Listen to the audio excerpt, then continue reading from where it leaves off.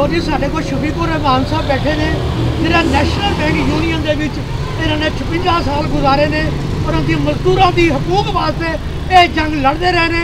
और ये press club Shimla पहाड़ी के सामने बैठे ने क्योंकि इन्होंने जाहिर ऑपरेशन बीमार भी ने, लेकिन ये अपने ख्यालात का इजहार करना चाहते हैं। अज पंजाब कल्चर टीवी इन्हों की आवाज़ दुनिया तक पहुँचाने वास्ते इन्हों को शफीकुर रहमान साहब दसो अपनी यूनियन के मजदूरों की हकूक वास्ते तुसीं की कुछ किया? जनाबे वाला एक वक्त से मजदूर भाई भाई, एक मजदूर सबका भाई, एक का दुख सबका दुख। बात चलते चलते मजदूर रहनुमाओं को खरीदा गया, उनके बच्चे भर्ती किए गए और हमें ऊपर से नारे लगाते गए मजदूर मजदूर भाई भाई, मजदूर इत्तेहाद जिंदाबाद। आज ये दिन आ गया है, 145 साल हो गए हैं यौम मई को आलमी दिन मनाते हुए। भुट्टो साहब ने ये दिन आसानी से नहीं दिया, ये यहाँ के सोशलिस्टों की मेहरबानी से ये दिन छीन के लिया गया पाकिस्तान में। ये दिन छीन के लिया गया, मजदूरों की पॉलिसी बनती गई, मजदूरों को पीस दर पीस करते गए। नबी पाक सल्लल्लाहु अलैहि वसल्लम ने फरमाया मजदूर की तनख्वाह 1 तोले के बराबर होनी चाहिए। मगर आज कौन कहता है कौन मजदूर की एक दिन की पसीना खुश्क होने से पहले मजदूरी अदा कर दी जाए? मजदूर की कौन कहता है? यहाँ मजदूर चोरी करते हैं, लेबर चोरी करते हैं। ये जो 22 खानदान थे, ये 2200 खानदान बन गया है। ये हमें निचोड़ते हैं, जैसे यहूदियों ने घोड़ा अपने आगे लगाया और सारा दिन उससे काम लिया और शाम को थोड़े से उसके आगे चारा डाल दिया ताकि आइंदा नेक्स्ट दिन के लिए इसे दोबारा इस्तेमाल किया जाए।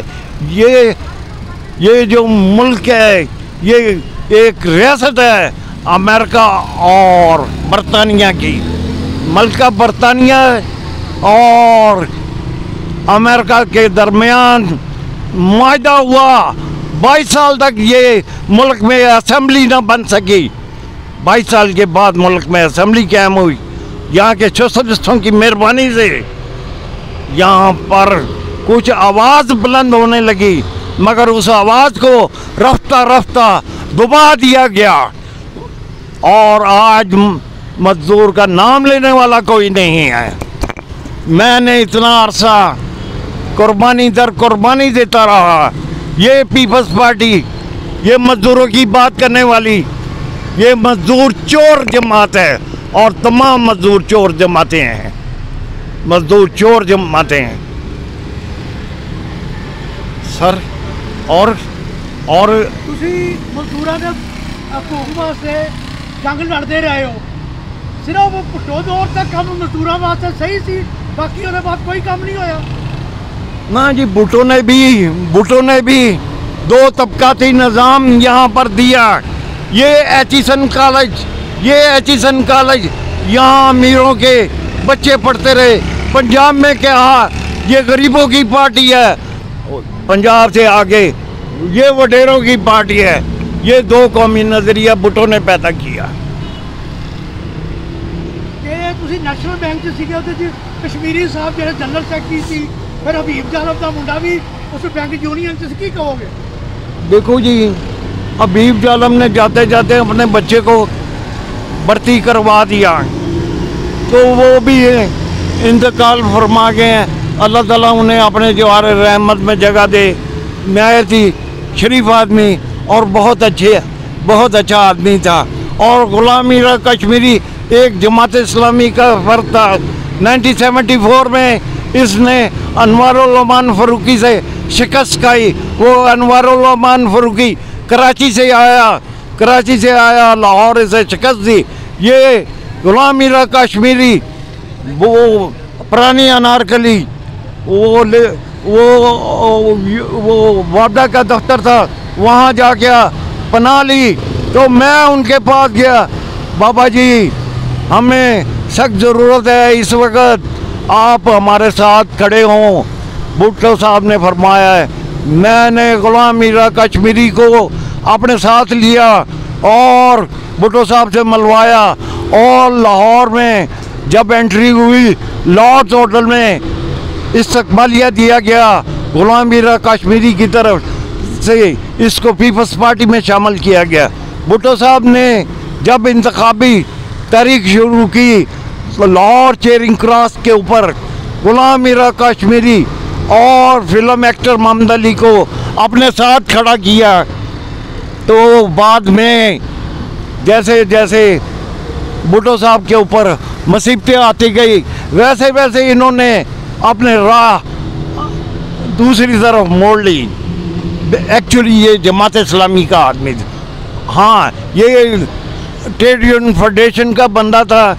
ये कश्मीरी साहब ने नेशनल बैंक में बड़ी हुकूमत की थी, उन्होंने मुलाजमा वास्ते कुछ किया थी? नहीं, उन्होंने अपने बच्चों के लिए सारा कुछ किया। उन्होंने अपने बच्चे भर्ती करवाए और कुछ नहीं किया, और कुछ नहीं किया, मुलाजमा वास्ते नेशनल बैंक में कुछ नहीं किया।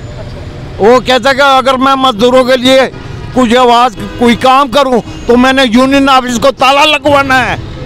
हबीब जाना था मुंडा बरसर इक़्तिदार कभी नहीं आया ना, इक़्तिदार में नहीं, अपोजिशन में रहा है। वो दोस्तों का दोस्त है, आरे के साथ जमीन पे बैठ जाते। नेशनल बैंक की पोजीशन है, इन्हें प्राइवेट करना ही है, ये रहेगा अंडर स्टेट बैंक रूल के मुताबिक।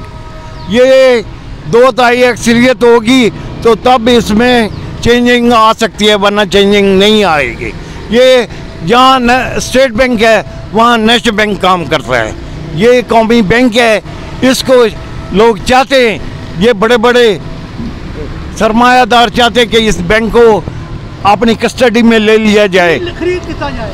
यस सर, जैसे कि PIA मुस्लिम कमर्शियल बैंक में ये सरमायादारों ने, वो मियां मंशा साइकिल वाला, वो नीले गुम्बद मेरे पास आया करता था, अब उसका इतना लंबा प्रोटोकॉल है, उसने वो मुस्लिम कमर्शियल बैंक खरीद लिया। ये जितने ट्रांसपोर्ट के अड्डे थे सबसे पहले इसने ये खरीदे, ट्रांसपोर्ट के अड्डे पर खरीदे, ये मियां मंशा ने खरीदे मुस्लिम कमर्शियल। अब हमारा ये घर के टींडे वींडे है, ये सड़कें बेच दी, ये एयरपोर्ट बेच दिए, हमारे पास क्या रहा? भाई किसी से पूछो, वो कहता है मैं पक्का मुसलमान, वो कहता है मैं पक्का मुसलमान, वो कहता ओए आखिर हंडी तो खाली किसने की? इस मुल्क का दिवालिया किसने किया? इस मुल्क इस वक्त वो चंद लोगों की एक यूनियन है इस वक्त, ये अकबर खान वगैरह की, ये दूसरा उसके अपोजिट है, मगर काम नहीं। ये पॉकेट यूनियन है, पॉकेट यूनियन, वो इसके ऊपर हाथ रखते हैं तो अपनी पॉलिसी मनवा लेते हैं, उसके ऊपर हाथ रखते हैं तो अपनी पॉलिसी मनवा लेते हैं। भाई कोई निज़ाम नहीं है, कोई ट्रेड यूनियन का निज़ाम नहीं। जब ज़ाब्ता ही नहीं है, ट्रेड यूनियन ज़ाब्ता ही नहीं है, जो ज़ाब्ते थे वो। एक सवाल है, अगे ट्रेड यूनियन का कोई मुस्तकबिल हैगा? Not at all. पूरी दुनिया में इस वक्त वो ठेकेदारी निज़ाम चल रहा है।